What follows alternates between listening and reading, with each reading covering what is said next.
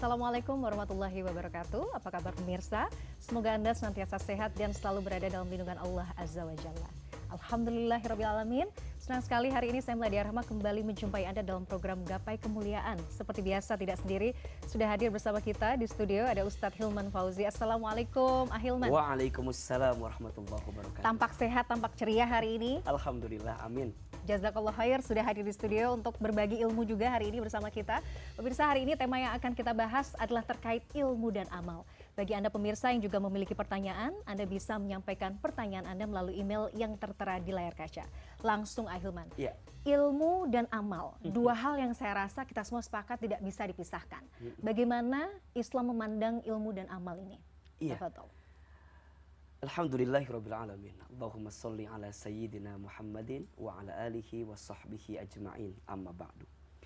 Ilmu dan amal, dua kalimat yang tak bisa dipisahkan, dua kata yang tak bisa dijauhkan. Kenapa? Karena buah dari ilmu itu adalah amal, dan akar dari amal itu adalah ilmu. Buah dari ilmu adalah amal.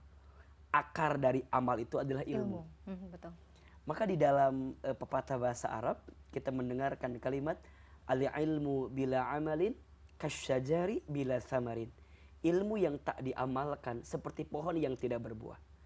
Maka landasan ketika kita hidup penting kita menghadirkan ilmu di dalamnya. Dan ini juga prasyarat utama. Salah satunya jika kita ingin diangkat derajatnya dalam hidup, kata Allah dalam Al-Quran, salah satunya pakai ilmu. Maka disebutkan di dalam ayatnya itu, a'udzubillahi minasyaitonirrajim, yarfa'illahu alladhina amanu minkum walladhina utul ilma darajat. Allah akan mengangkat siapa? Orang beriman di antara kamu sekalian dan orang yang berilmu beberapa derajat. Maka nanti begini, makin tambah ilmunya, makin meningkat imannya. Makin meningkat imannya, makin banyak amalnya. Makin banyak amalnya, makin indah akhlaknya. Saya ulangi nih. Ya. Makin tambah ilmunya, makin meningkat imannya. Ada orang yang iman itu kan punya sifat naik turun ya. Betul. Al-imanu yazidu wa yanqus. Iman itu naik dan turun. Al-imanu yazidu bit-ta'ah wala imanu yanqusu bil maksiat. Iman naik dengan ketaatan, iman turun dengan kemaksiatan. Nah, jika iman kita ingin terus stay dalam puncak terbaiknya, dalam tracknya, maka ilmu jadi ilmu tuh jadi pelumasnya gitu, jadi bahan bakarnya yang bisa menguatkan bahwa oh iya, kita tahu keutamaan ini, kita tahu keutamaan pahala ini, amalan ini, gitu kan? Kalau aku lakukan ini akan begini, akan begini. Jadi itu yang dibutuhkan adalah ilmu. Maka orang makin bertambah ilmunya, makin meningkat imannya. Maka mohon maaf ya, ilmu yang kita dapatkan itu jangan menjadikan kita sombong, tapi harus menjadikan kita makin rendah hati. Ya. Yang pada akhirnya mendekatkan kita dengan Allah Subhanahu wa ta'ala. Jadi bukan membuat kita bahwa jadi serba tahu apapun gitu ya. Bukan. Tapi justru dengan ilmu itu kita makin paham, makin sadar. Oh iya ya, kita ini lemah, kita ini nggak tahu apa-apa. Kita itu memiliki tujuan hidup yang jangka panjang, yaitu bertemu dengan Allah, mendapatkan ridhonya Allah, masuk dalam surganya Allah. Jadi makin dia berilmu, makin meningkat iman. Ya. Dikasih nikmat makin syukur, dikasih ujian makin sabar, ketika beramal makin ikhlas, ketika ada takdir makin ridho gitu. Ini kan ada karena ilmu tadi. Betul. Maka bertambahnya ilmu, meningkatnya iman. Nah, makin imannya meningkat, maka makin dia rajin beramal. Dan amalnya dilandasi dengan iman, maka jadi amal soleh. Yes. Betul. Setiap amal yang dilandasi dengan iman karena Allah, berarti itu jadi amal soleh. Maka dia sibuk beramal. Nah, dari amalnya itu nanti berdampak pada akhlak yang indah. Maka kembali kepada poin tadi, ilmu dan amal adalah dua hal yang tak bisa dipisahkan. Ya. Orang dikatakan berilmu, benar ilmunya jika dia mengamalkan ilmunya. orang dikatakan amalnya benar, amalnya kalau dia pakai ilmu. Ada landasan ilmu. Ada landasan ilmu. Betul. Ahilman, ini menarik ya. Ya. Kalau kita bicara spesifik terkait ilmu agama, Mm-mm. kan skupnya, dimensinya luas sekali. Nah, buat kita yang mungkin awam, baru hijrah misalnya gitu ya, ingin belajar untuk memperdalam agama, di antara banyak ilmu agama yang ada gitu, kira-kira ada nggak sih mungkin hal-hal yang paling dasar yang harus kita pegang terlebih dahulu dan itu wajib sifatnya? Wajib sifatnya. Iya, kalau kita bicara tentang fondasi bangunan Islam ya, ada 3 prinsip atau 3 fondasi yang harus kita miliki. 1, bab akidah. Oke. 2, bab syariah. 3, bab akhlak. Akidah itu bicara tentang keterikatan kita dengan sang pencipta kita, dengan Allah Subhanahu wa taala. Maka apa ilmunya? Ilmu tauhid. Ya. Jadi fondasinya akidah, ilmunya ilmu tauhid. Kita belajar mengesahkan Allah. Kita belajar sifat-sifat Allah, kita belajar nama-nama Allah di Asmaul Husna, kita belajar tentang bagaimana cara mendekatkan kita dengan Allah. Nah, itu babnya ilmu tauhid. Bahwa tiada apapun di dalam hati kita kecuali Allah. La ilaha illallah. Tiada Tuhan selain Allah. Tidak ada yang berhak kita sembah selain Allah. Tidak ada yang berhak kita ibadahi selain Allah. Jadi itu kudu nancap betul. Ya, kita pahami betul akidah, ilmunya tauhid. Yes. Nanti ada bab yang kedua namanya syariah. Ilmunya fikih. Ya, hukum-hukumnya Hukum-hukumnya apa? Ya. Kita bisa membedakan mana yang benar, mana yang salah, halal, haram gitu ya. Kita pelajari hubungan kita dengan makhluknya, dengan manusia, gitu kan? Nah, ini dipelajari. Ya, ada fikihnya nanti. Nah, ada yang ketiga, akhlak. Kita belajar estetika dalam kehidupan ini. Etika. Ilmunya apa? Tasawuf. Melibatkan hati di dalamnya. Jadi kalau guru saya mengibaratkan akidah, syariah, akhlak itu seperti perjalanan hidup. Akidah itu tujuan. Oke. Ya. Syariah itu jalan. Akhlak itu rambu-rambu. Oh, setuju, iya. Oke. Analogi Orang yang tahu bagus. tujuan, tapi nggak tahu jalan. Aduh, tersesat. Mungkin Bisa. nggak akan nyampe. Iya, bisa nggak akan nyampe. Iya betul. kan? Orang tahu jalan, tapi nggak tahu tujuannya mau kemana. Apa aja ditabrak misalnya. Yang gitu ada ya. diturunin supir taksi biasanya. Betul. Jadi kalau kita ditanya mau kemana, terserah bapak aja, pasti diturunin. Iya, betul. Tujuannya tahu, jalannya hafal, tapi rambu-rambu lalu lintasnya di apa? Nggak dipatuhi dengan baik. Apa yang terjadi? Sangat berbahaya. Celaka dan seterusnya. Maka 3 fondasi ini harus ada. Akidah, ilmunya tauhid, Betul. syariah, ilmunya fiqih, akhlak, ilmunya tasawuf. Maka 3 ilmu ini harus kita pelajari. Dan itu sebenarnya untuk proses mempelajari 3 konsep itu juga luar biasa. Iya. Artinya panjang ya. Berproses. Berproses. Jadi luar biasa, ilmu dan amal tidak bisa dipisahkan. Ya. 3 itu landasan utama. Kemudian misalnya ada banyak orang yang berpikir, Ahilman, yang penting saya kan berbuat baik gitu. Tapi kadang-kadang tidak dilandasi dengan ilmu. Pokoknya berbuat baik deh. Kan saya nggak menyakiti orang. Yang penting saya berbuat baik. Nah, itu nanti akan kita bahas ya. Tapi memang nggak ada landasan ilmunya gitu. Yeah. Bagaimana Islam kemudian menilai hal ini. Baik. Pemirsa jangan kemana-mana, Gapai Kemuliaan akan kembali setelah yang satu ini.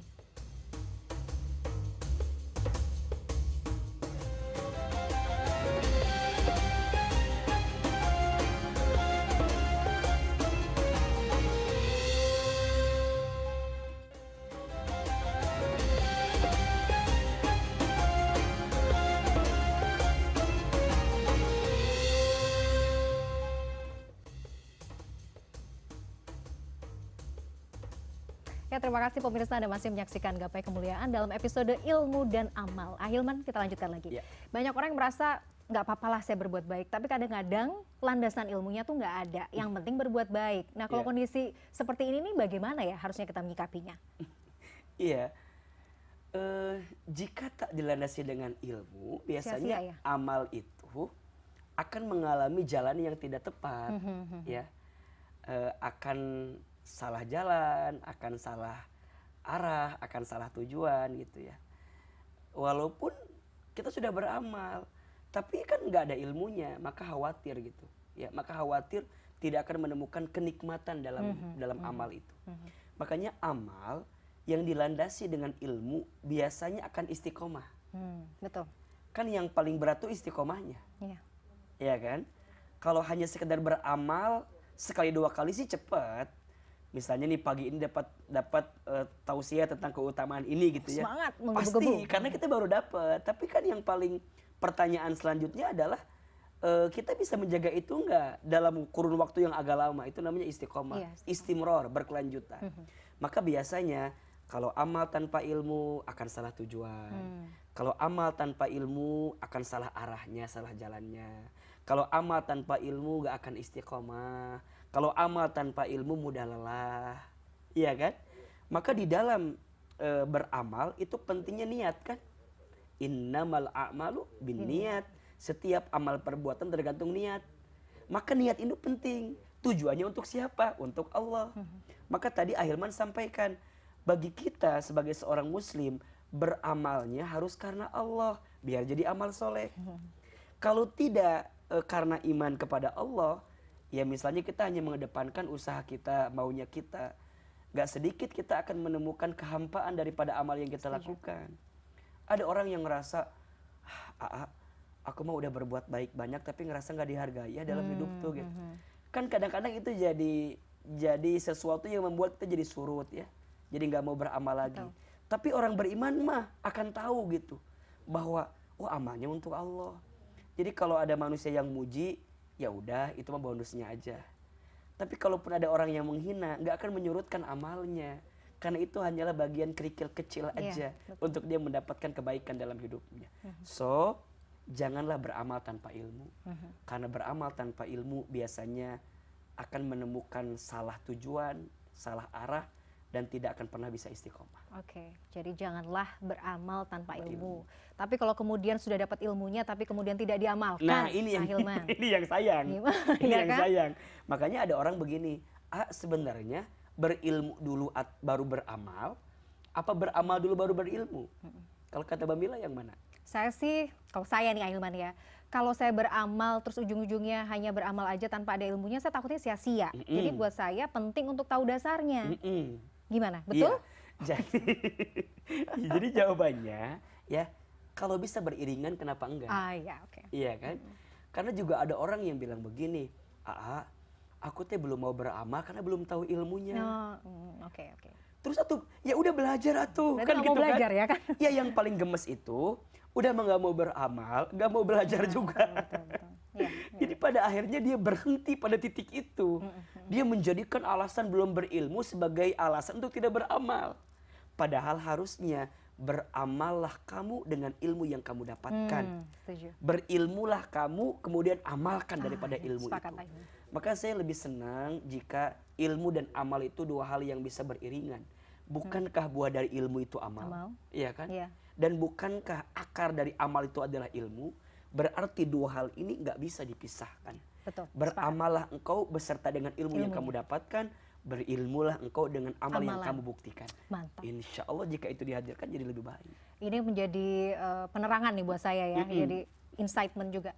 Ahilman, tapi kemudian bagaimana kalau bisa dibilang begitu ya, ilmu itu dikatakan bermanfaat itu yang seperti apa? Maksudnya kan ilmu tuh banyak sekali ya. Tapi kemudian bagaimana kita bisa menilai, insya Allah ini ilmunya akan bermanfaat, sehingga kita bisa meneruskan manfaat itu gitu. Ya, ada 3 saja. Yang pertama, ilmu itu bermanfaat ketika satu, menjadikan kita makin taat kepada Allah, meningkatkan iman kita kepada Allah. Kita jadi tahu percis mana perintah Allah yang harus kita kerjakan, mana larangan Allah yang harus kita tinggalkan. Itu yang pertama. Yang kedua, ilmu itu bisa menjaga diri kita dari sesuatu yang buruk. Ya, dia bermanfaat untuk dirinya sendiri. Jadi dia bisa tahu tuh, ini boleh, ini nggak boleh. Ini oke, ini nggak oke. Gitu. Ini benar, ini salah. Nah, dengan ilmu itu yang menjadi tameng dia, gitu ya. Jadi guidance bagi dia untuk mengarahkan mana sesuatu yang tidak baik untuk dirinya dan mana yang baik untuk dirinya. Satu, menjadikan dia makin taat kepada Allah. Dua, makin bermanfaat untuk dirinya sendiri, artinya menjaga dia, menghijabi dia dari sesuatu yang buruk yang dia kerjakan. Dan yang ketiga, tentu ilmu itu bermanfaat bagi orang lain. Dia sampaikan, dia ajak orang lain. Makanya ada dua ini, Mbak Mila, ada 2 istilah. Ada soleh, ada muslih. Oke, soleh dan muslih itu berbeda ya? Beda. Kalau soleh itu dia baik secara pribadi, Betul. Ya. soleh. Tapi kalau muslih, dia soleh dan dia menyolehkan orang lain. Oh, Masya Allah. Jadi hidupnya itu disibukkan dengan mengajak kebaikan pada orang lain. Makanya orang yang sudah bisa jadi pengaruh bagi orang, menatap wajahnya, mendengar kalimat yang keluar di lisannya, gerak-gerik tubuhnya, gitu ya. Setiap postingan sosial medianya, itu jadi pengaruh kebaikan. Makanya ada nasihat dari guru saya begini. Ini juga nasihat bagi saya pribadi, otokritik ini. Jangan seperti lilin. Apa itu lilin? Lilin itu katanya menerangi orang lain, tapi tubuhnya terbakar. Ya, habis. Nah, ini nasihat dari guru kami ya. Maka kadang nih, ya kita suka, kadang pinter kita tuh menasehati orang lain ya. Tapi kadang-kadang kita lupa dengan diri kita sendiri. Betul, Aiman. Makanya kita harus banyak introspeksi diri, muhasabah diri. Di antara kebiasaan orang soleh itu, di siang hari dia sibuk berdakwah, sibuk bekerja, sibuk berusaha. Di malam hari dia sibuk menangis di hadapan Allah gitu, atas dosa-dosa yang pernah dia lakukan gitu. Nah makanya bermanfaat bagi orang lain itu adalah ketika banyak orang yang merasakan manfaat dari apa yang kita hadirkan. Sekarang ini jadi evaluasi ya. Kira-kira kehadiran kita selama ini sudah jadi biang manfaat atau jadi biang masalah? Aduh, iya. Jadi biang solusi atau jadi biang masalah bagi orang lain? Makanya minimal yang terdekat dulu. Ya, anak-anak kita, keluarga kita. Makanya saya sering bilang gini, kalau ada seorang bunda, seorang ayah mengajarkan bacaan Quran kepada anaknya, minimal surat Al-Fatihah anak kita itu, kalau bisa kita yang mengajarkan. Iya, Masya Allah. Agar apa? Agar jadi amal jariah untuk kita. Karena Al-Fatihah kan pasti akan dibaca terus ya. Ketika sholat dia baca, ketika doa dia baca. Nah kalau dulu ketika kecil diajarkannya oleh kita orang tuanya, maka kita mendapatkan manfaat dan mendapatkan pahala jariah dari surat Al-Fatihah yang kita ajarkan kepada anak kita. Maka poinnya adalah, ayo dari ilmu yang kita dapatkan bagikan sekecil apapun. Sekarang ada sosmed, kita bisa bagikan yang baik-baik di situ. Kita nggak pernah tahu ada berapa orang yang tersentuh hatinya karena ajakan yang kita hadirkan. Baik. Oke, Ahilman, seperti biasa kita sudah memiliki pertanyaan dari pemirsa. Mari kita simak sama-sama. Assalamualaikum warahmatullahi wabarakatuh. Pak Ustadz, saya ingin bertanya, bagaimana jika ada seseorang yang ia rajin dalam beribadah dan beramal, tapi di sisi lain ia juga masih suka menggunjing dan merasa paling benar? Apakah ini dikatakan ia tidak berilmu, dan apakah ia masih mendapatkan pahala dari segala amal kebaikan dan ibadahnya, tapi di sisi lain bisa dibilang ia juga masih zolim kepada orang lain? Mohon jawabannya Pak Ustadz. Terima kasih. Wassalamualaikum warahmatullahi wabarakatuh. Waalaikumsalam. Ini pertanyaan dari Fadilah, seorang karyawan swasta. Ini juga menjadi pertanyaan banyak orang tampaknya, Ahilman.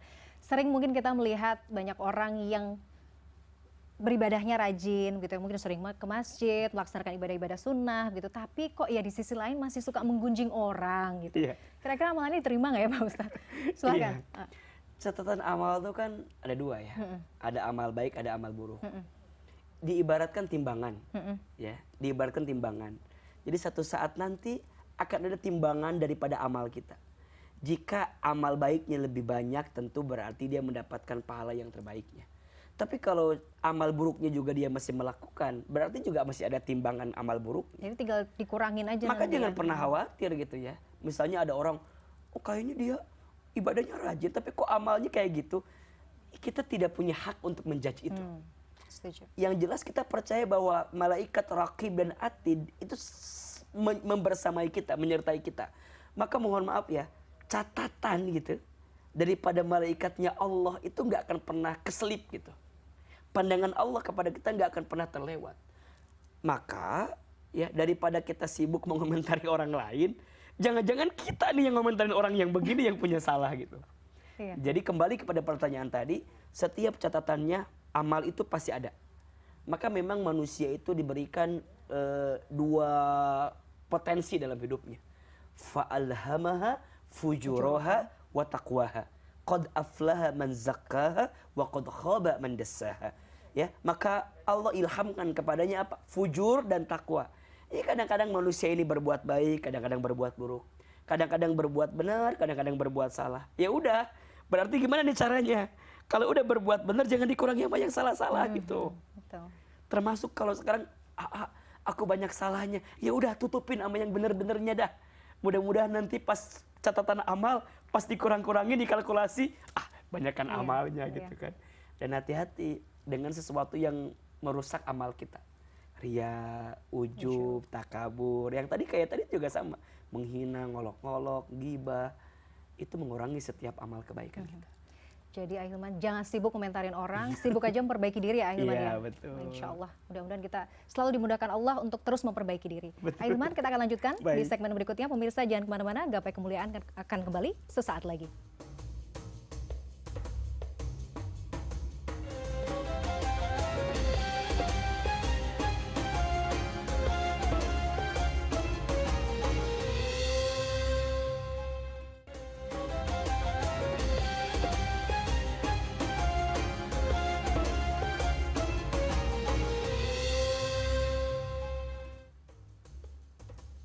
Pemirsa, Anda masih bersama kami di Gapai Kemuliaan dalam episode Ilmu dan Amal. Kita lanjutkan, Ahilman. Ya. Tapi menarik loh yang tadi disampaikan juga oleh penanya ya, bahwa saat ini kan kondisinya memang itu sering banget kita lihat.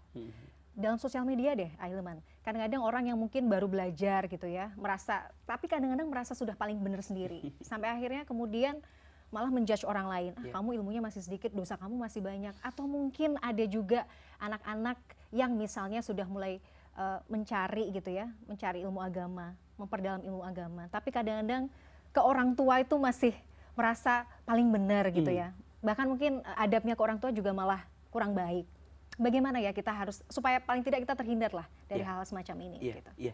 Iya. Inilah yang disebut ilmu tidak berbuah amal. Ya. Dan ini yang harus kita perbaiki gitu. Tidak boleh merasa pintar, harusnya pintar merasa. Ya. Tidak boleh merasa pintar, harusnya pintar merasa. Dan sungguh yang menjadikan kita tahu sesuatu kan karena Allah menitipkan ilmunya kepada kita. Maka hati-hati dengan sifat sombong ya. Yang membuat iblis tidak akan pernah masuk surga gara-gara sifat sombongnya. Maka dengan ilmu yang kita dapatkan, jangan menjadikan kita sombong. Justru harus menjadikan kita rendah hati. Apalagi pada orang tua sendiri. Nauzubillahi min dzalik.